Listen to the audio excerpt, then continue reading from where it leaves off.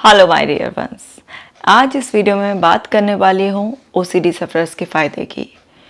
OCD चाहे किसी भी तरीके की हो, सिर्फ आपको 4 बातों का खास ख्याल रखना होता है।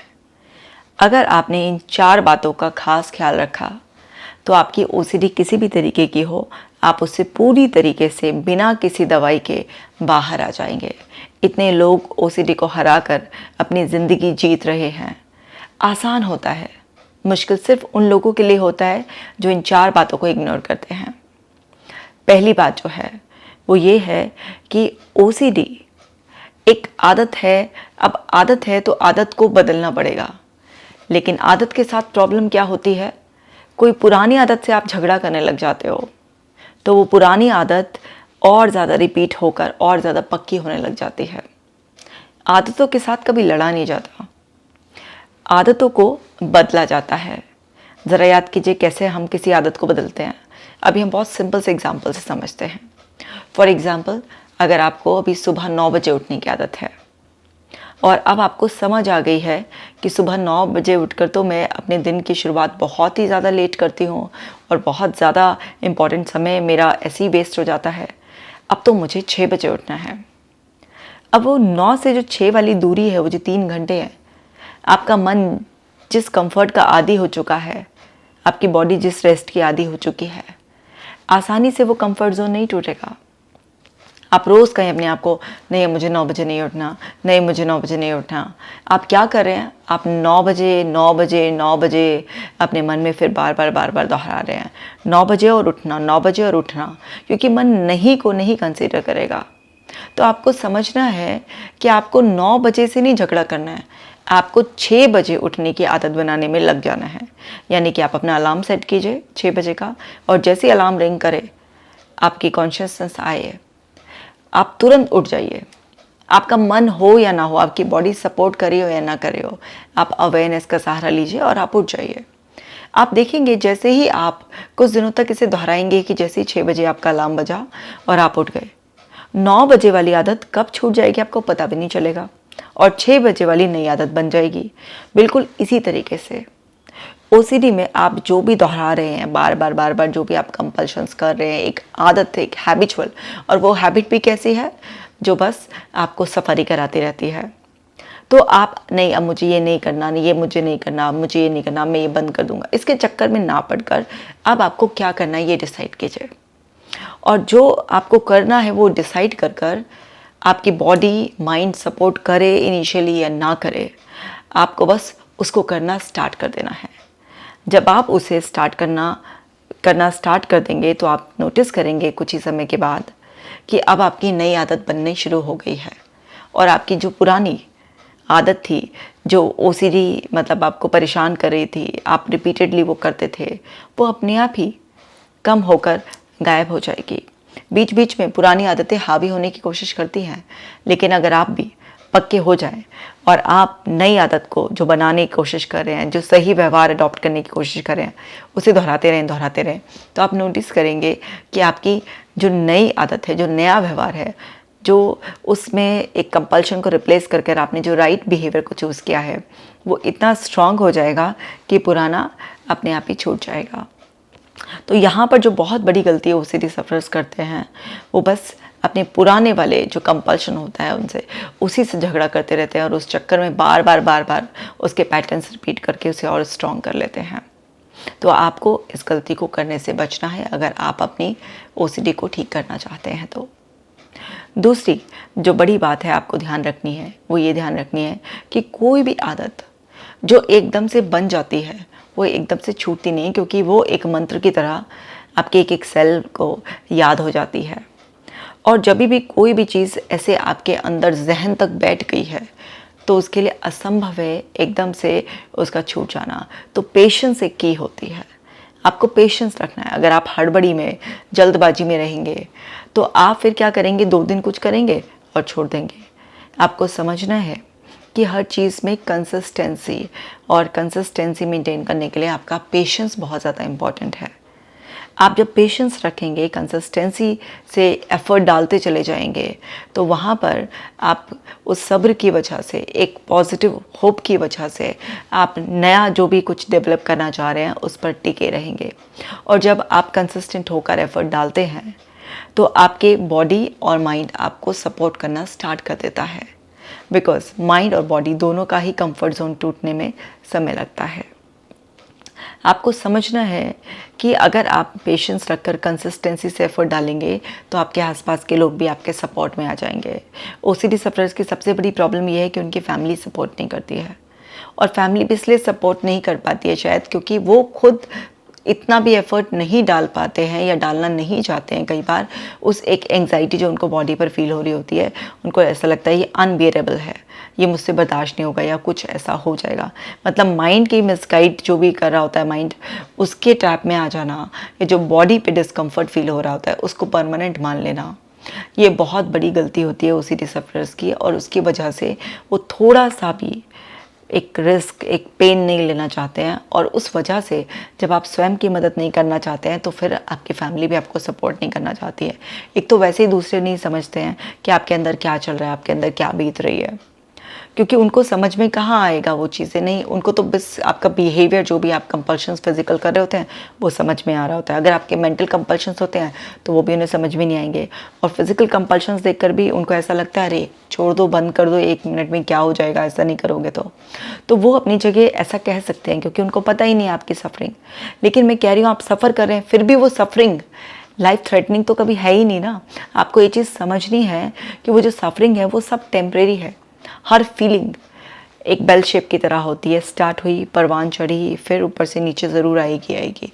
तो आपको एक चीज़ समझनी है कि आप ये समझिए कि जो फीलिंग है, आपको फिजिकल लेवल पर अगर कुछ कष्ट भी महसूस हो रहा है, आपका माइंड है लगातार आपको मिसगाइड कर रहा है, ये सब आपको उस वक्त सुनना बंद करना है। और आपको ये समझना है कि अगर मैंने थोड़ा सा भी रिस्क लिया, जो मेरा माइंड बता रहा है, मुझे तरह तरह के डर दिखा रहा है, और बैक ऑफ माइंड मेरी कॉन्शियसनेस भी कहीं ना कहीं मुझे इस बात को अवेयर कर रही है कि ये जो सब कुछ है इसका कोई कनेक्शन नहीं है, इसको करने से ऐसा क्या हो जाएगा। तो मुझे उस अवेयरनेस के एक छोटे से, कहते हैं ना अंधेरा कितना भी बड़ा क्यों ना हो, लेकिन एक छोटे से दिए के सहारे भी आप जो है ना उस अंधेरे को भेज सकते हैं। तो बिल्कुल ऐसे ही आप वो जो एक अंदर आपके बैक ऑफ माइंड अवेयरनेस होती है उसको पकड़कर आप थोड़ा सा रिस्क लेंगे तो आप देखेंगे कि आपको वहाँ पर चाहे 1% की सक्सेस मिलेगी, लेकिन मिलेगी। फिर आप पेशेंस रखिए, वो 1% कब 100% में कन्वर्ट हो जाएगा आपके पेशेंस रखने से, आपके कंसिस्टेंसी से एफर्ट डालने से आपको पता भी नहीं चलेगा। लेकिन अगर आप कंसिस्टेंट नहीं होंगे, आप पेशेंस नहीं रखेंगे, आप थोड़ा सा रिस्क नहीं लेंगे, उसको बर्दाश्त करने की कैपेसिटी डेवलप नहीं करेंगे, तो फिर बहुत ज़्यादा प्रॉब्लम हो जाएगी, और आपकी जो सफरिंग है वो ऐसा भी हो सकती है नेवर एंडिंग, या फिर बहुत लंबी जर्नी आपको तय करनी पड़ सकती है। तो इस बात का ख्याल रखें कि आपको कुछ तो कष्ट सहना पड़ेगा, और वो कष्ट बस टेम्परेरी है, क्योंकि उसके बाद एक सुनहरा भविष्य आपका इंतज़ार कर रहा होता है। तो इस बात का भी हमें खास ख्याल रखना होता है। और जो तीसरी इम्पॉर्टेंट बात है वो ये है कि आपको ये चीज़ समझनी है कि माइंड के स्तर पर, बॉडी के स्तर पर अगर आपको कुछ सुधारना है तो दोनों लेवल पर आपको साथ के साथ काम करना होगा। क्योंकि जब आप अपनी बॉडी एंड माइंड के लेवल पे दोनों साथ साथ काम करते हैं तो आपके रिजल्ट्स बहुत ज़्यादा अच्छे आते हैं। आप देखिए, आपके माइंड में ऑब्सेशंस आते हैं और आपकी बॉडी कंपल्शंस करती है। तो आपको समझना है बॉडी एंड माइंड की केमिस्ट्री को आपको बहुत अच्छे से सुधारना है। आपकी बॉडी आपके माइंड से लाख गुना ज़्यादा समझदार है। आपको समझना है, आपको अगर दोनों में से एक को ट्रस्ट करना है तो आपको अपनी बॉडी को ट्रस्ट करना है। आपकी बॉडी इतनी वाइज है कि अगर आप उसको कुछ भी नई चीज़ सिखाएंगे तो फिर वो उसको ऑटोमेटिकली आराम से करना शुरू कर देगी ऑटोमेटिकली। आप देखिए ना, आप रात को सो भी रहे होते हैं और कोई मच्छर भी आपके पैर पे चल रहा होता है, या कोई कीड़ा मकोड़ा कुछ भी ऐसा है, तो अपने आप या आपका नींद में भी हाथ ऐसे उसको झटक देता है। तो आपकी बॉडी की इंटेलिजेंस अनबीटेबल है। आपको समझना है ये माइंड जो है वो सोसाइटल है। हमने आसपास से रेफरेंसेस इकट्ठे करे, अपने एक्सपीरियंसेस इकट्ठे करे और हमारा ये मन बन गया। मन बॉडी का ही एक इनविजिबल पार्ट है, अंदर है, और ये बॉडी ऊपर से विजिबल हमारी है। तो अभी हमें बॉडी का सहारा लेना है, क्योंकि दोनों में से एक को चूज़ करना है तो हमें बॉडी की इंटेलिजेंस को ज़्यादा चूज़ करना है। अब बॉडी का सहारा लो, और बॉडी का सहारा लेकर आप क्या करो, बॉडी को इतना रिलैक्सेशन की आदत डाल दो, इतना रिलैक्सेशन की आदत डाल दो, इसके एक एक सेल को इतना डीपली रिलैक्स होने की आदत डालो कि माइंड से अगर कोई भी उल्टा सीधा सजेशन आए तो बॉडी उसे सपोर्ट ना करे। सिंपल सी एग्जांपल समझो, जैसे आपको गुस्सा आ रहा है, ठीक है, तो आपका माइंड आपको कुछ नेगेटिव बातें बताता रहे ना, इसने ये किया, उसने वो किया, ऐसा नहीं हुआ, वैसा नहीं हुआ, कुछ ना कुछ आपके पास कुछ रीजंस होते हैं जिससे कि अंदर जो एंगर की फीलिंग है वो डेवलप हो जाती है। तो वो जो भी आपको ट्रिगर मिलते हैं उससे एंगर की फीलिंग आपके अंदर आती है। तो ऐसा कभी नहीं होता कि आपको बिल्कुल पता ना चले, आपको कुछ अर्ली वार्निंग साइंस मिलते हैं, और उस टाइम अगर आपकी बॉडी उस एंगर को रखने से मना कर दे तो फिर आपका एंगर एग्जिस्ट ही नहीं कर सकता, एंगर फिनिश हो जाएगा। क्योंकि एंगर को होल्ड करने के लिए बॉडी को एक डिफरेंट रिदम मेंटेन करना पड़ता है। आप देखिए गुस्से में आपकी सांसें बहुत छोटी छोटी जाती हैं, तेज तेज हो जाती हैं, तो वो अगर रिदम बॉडी मेंटेन ना करे तो आपका एंगर एग्जिस्ट ही नहीं कर पाएगा।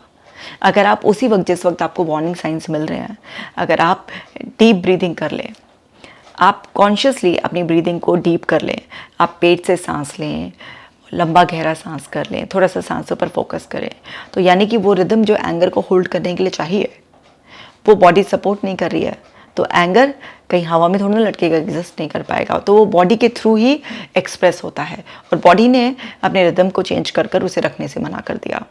तो यहाँ पर माइंड की अगर कोई भी चाल होगी और बॉडी उसे सपोर्ट नहीं करे तो अकेला माइंड नहीं कर पाएगा कुछ भी। तो आपको समझना है कि वो जो माइंड आपका इंट्रूसिव थॉट्स के ज़रिए आपको कुछ फियर दिखा रहा है, आप बॉडी का रिदम चेंज कर दीजिए, है ना। डर के केस में होता है ना, गुस्से के केस में होता है। आप खुद देखिए, जब आप डरे हुए होते हैं, गुस्से में होते हैं, किसी भी नेगेटिव भाव में होते हैं, तो क्या हाल होता है आपका। आप बॉडी की कंडीशनिंग डिफरेंट कर दीजिए, आप इतना मेडिटेट कीजिए, आप ब्रीदिंग एक्सरसाइज कीजिए। इनिशियली आप मेडिटेशन के लिए बैठे हैं लेकिन आप नहीं कर पा रहे हैं क्योंकि माइंड आपको करने नहीं दे रहा है, थॉट्स ही थॉट्स आ रही हैं। कोई बात नहीं, सिर्फ सांसों पर ध्यान लगाइए, सिर्फ सांसों के आने जाने को देखिए।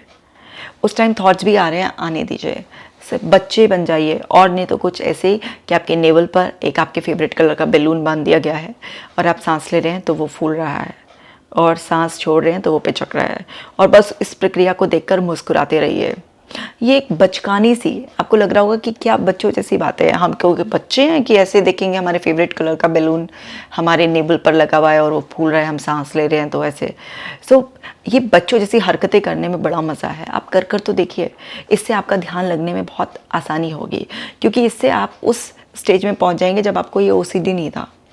ओसीडी आपको किसी एक सर्टेन एज में पकड़ा, तो आप ना वो बच्चों जैसी हरकतें कर कर, इस तरीके से ब्रीदिंग कर कर बेसिकली अपना ध्यान वहाँ पर लगा लेंगे, क्योंकि वैसे आपका साइलेंस में बैठकर या इवन गाइडेड प्रोसेस पर भी ध्यान नहीं लग रहा है।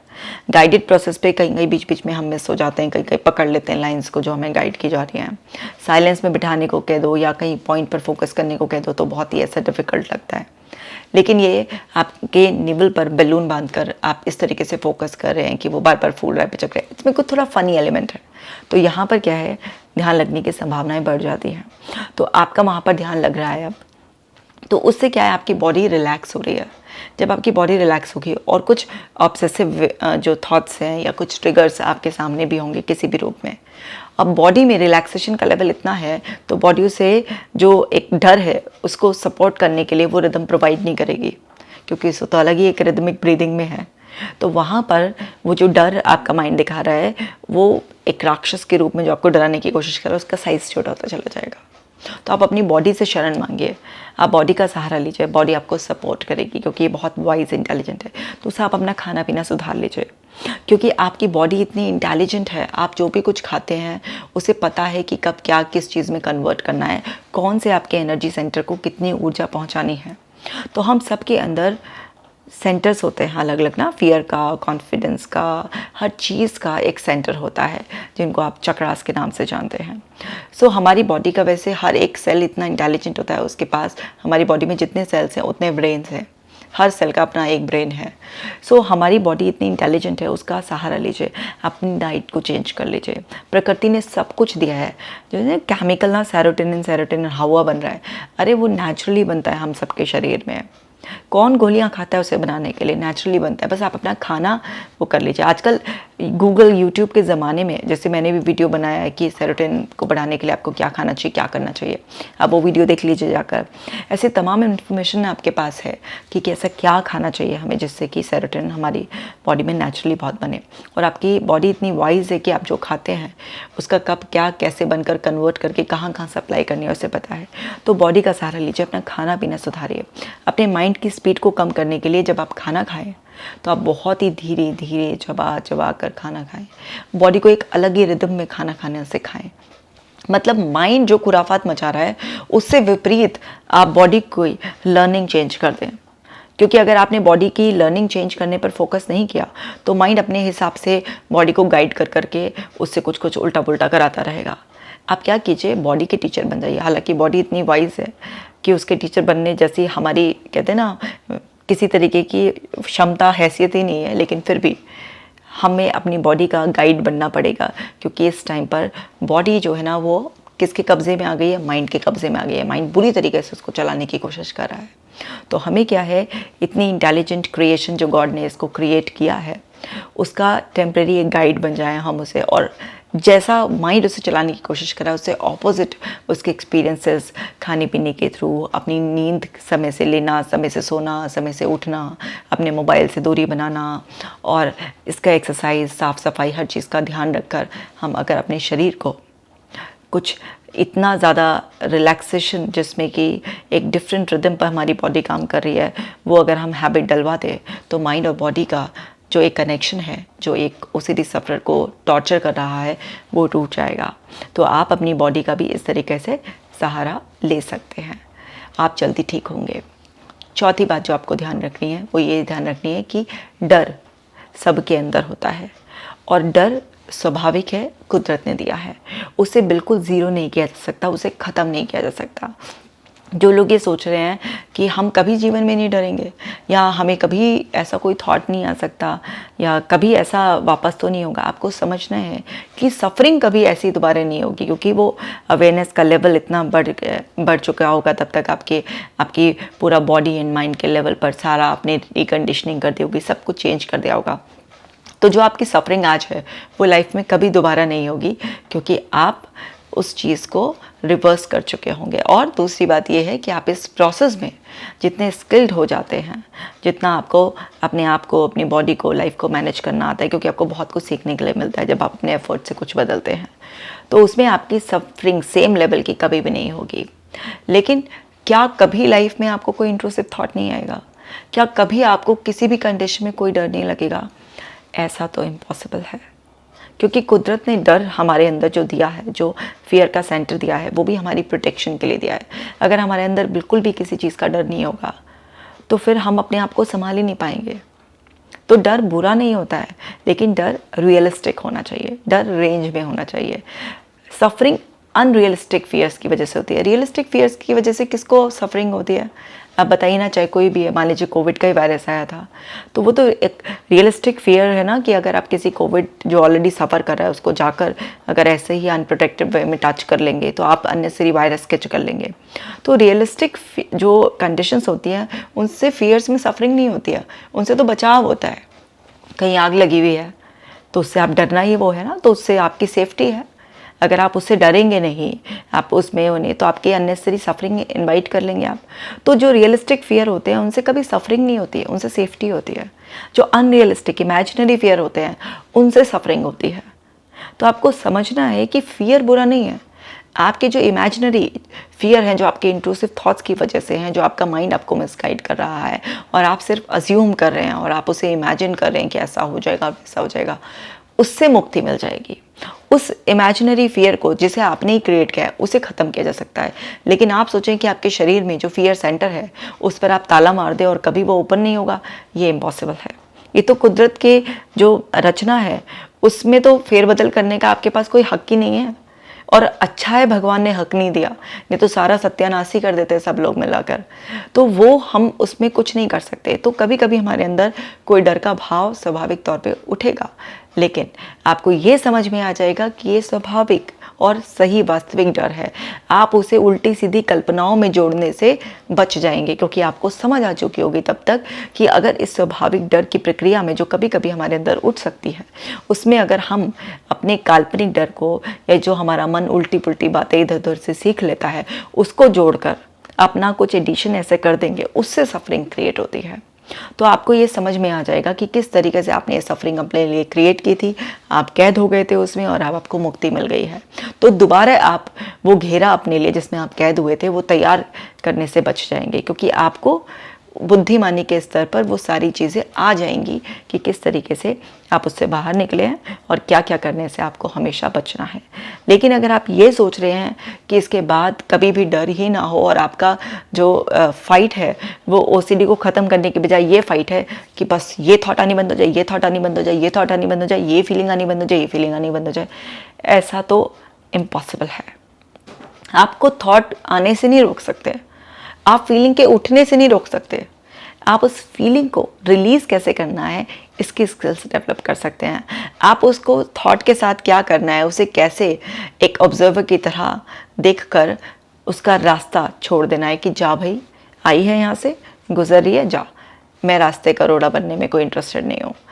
वहाँ पर हमें उससे बहस करना से बचना होता है। वो कैसे उलझकर हमें अपने जाल में फंसाती है वो सब हमें आ जाता है। तो हम ये जब फाइट करने लग जाते हैं ना ओसीडी सफर कि बस ये थॉट ही ना आए, जब ये थॉट आनी बंद हो जाएगी ना, ये फीलिंग उठनी बंद हो जाएगी ना, तब मुझे लगेगा मैं ठीक हूँ।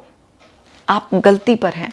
आपको समझना होगा कि आप किसी भी थॉट को आने से रोक नहीं पाएंगे, आप किसी भी फीलिंग को उठने से रोक नहीं पाएंगे। आपको ये चीज़ समझनी होगी कि वो अपने आप ही नेचुरल ही बंद हो जाएंगी जब आपका फोकस शिफ्ट हो जाएगा।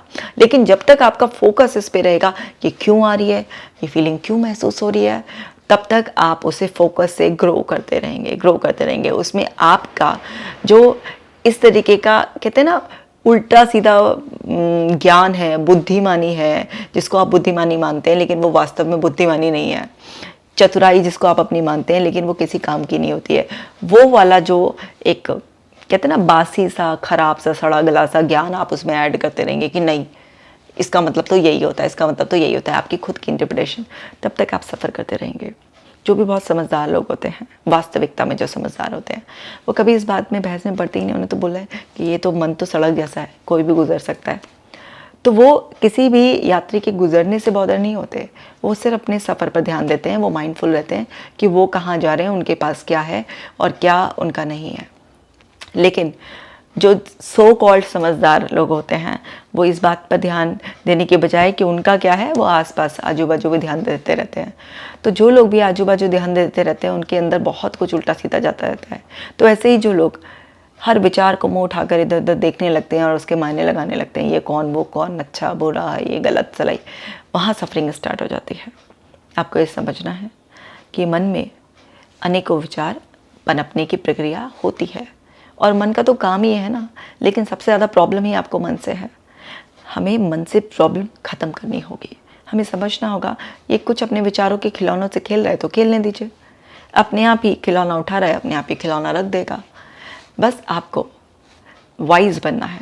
मोस्ट ऑफ द टाइम आपको ऑब्जर्वर के रोल में रहना है, और जब आप ऑब्जर्वर के रोल में रहना कुछ ही दिनों की प्रैक्टिस से सीख लेंगे तो आप समझ जाएंगे कि आप फोकस उस जगह जो आप करते थे अननेसरी चीज़ों पर, आपने फोकस करना बंद कर दिया तो मन में विचार पानी के बुलबुले की तरह उठे, ख़त्म हो गए। क्योंकि वो रुकते किससे हैं? आपके फोकस से रुकते हैं। वो पनपने का मौका उन्हें तब मिलता है जब आप उस पर अपना फोकस डाल देते हैं। लेकिन आपका फोकस ही अब शिफ्ट हो गया, आपको विचार आए जाएँ उससे कोई मतलब ही नहीं रहा आपको। तो बस जहाँ पर मन को फोकस नहीं मिलता है वो उस चीज़ को यूज़लेस मानकर उसे सबकॉन्शियस से नीचे अनकॉन्शियस में भेज देता है, जो मन का एक तहखाना होता है जहाँ पर चीज़ें जाकर दब जाती हैं और आसानी से वो निकल कर आती नहीं है। तो वहाँ पर वो जो आपकी विश थी तब वो पूरी हो जाएगी। लेकिन जब तक आप उसे एफर्ट डालकर पूरी करने की कोशिश करेंगे तब तक वो विश पूरी नहीं होगी। वो विश अपने आप ही पूरी हो जाएगी जैसे ही आपका फोकस शिफ्ट होगा। क्योंकि जो फीलिंग्स है वो हमारे अंदर स्वाभाविक तौर पर उठती हैं। देखिए पहले बीज है ना अंदर, और फिर बीज से क्या होता है, धीरे धीरे धीरे धीरे फूटता है वो बीज, है ना, उसकी थोड़ी थोड़ी शाखाएं बनती हैं, उस पर पत्ते फल फूल जो भी आने होते हैं, इस तरीके से वो विशालकाय वृक्ष होता है। तो बीज अंदर हर चीज़ का कुदरत ने डाला है हमारे अंदर, तो हर एहसास अंदर से स्वाभाविक तौर पर उठते हैं, उनसे फिर हमारी विचार पैदा होते हैं, फिर विचारों से और भावनाएं पैदा होती हैं, और फिर वो मिलकर हमारे व्यवहार को तय करते हैं। तो अंदर के बीज को पूर्णतया समाप्त करना असंभव है, इसका कोई कंट्रोल हमें नहीं मिला है। हमें ये समझना है कि बस जो भी विचार के खेल खिलौने हमारा मन खेलता है, या जो भी भावनाएं उठती हैं, उनसे तालमेल बनाना होता है। तालमेल बनाने का हक हमारे पास है, लेकिन उससे लड़कर उनकी जड़ें उखाड़ने का हक हमारे पास नहीं है। तो हमें समझना है कि तालमेल बनाएंगे तो अपने आप ही सफरिंग एंड हो जाएगी। तो उम्मीद करती हूँ ये चारों बातें आपको बहुत अच्छी तरीके से समझ में आ गई होंगी, और आपको किसी भी तरीके का डर है, आपका वो डर अब वापस से अपनी रेंज में आराम से पहुंच जाएगा, और आप अपने आप को जल्दी हील कर पाएंगे। ये बहुत ही यूज़फुल वीडियो है, इसे सबके साथ ज़रूर शेयर कीजिए, क्योंकि किसी का भला कर कर आपको जो दुआएं मिलेंगी उससे आपका और जल्दी भला होगा। और आप जानते ही हैं मेरी हर संभव कोशिश ये है कि मेरे वीडियोस के ज़रिए आपकी घर बैठे ही मदद हो जाए, और आप ऐसे ही अपना खास ख्याल रखिएगा, एक्सरसाइजेस करते रहिएगा। आप देखेंगे कि ऐप जब आप डाउनलोड करेंगे तो वहाँ पर आपको ओसीडी के एक्सरसाइजेस में 7 डेज़ का शेड्यूल मिलेगा। मॉर्निंग में क्या करना है, इवनिंग में क्या, आपको मंडे को ट्यूसडे को हर दिन क्या क्या करना है, और उसमें जितने भी एक्सरसाइजेस हैं वो सब कुछ ऐसे सीक्वेंस से लगी हुई हैं कि आप उसमें करेंगे तो आपको बहुत ज़्यादा उसका बेनिफिट मिलेगा। मैं मिलूँगी आपसे नेक्स्ट वीडियो में, तब तक आप अपना खास ख्याल रखिएगा।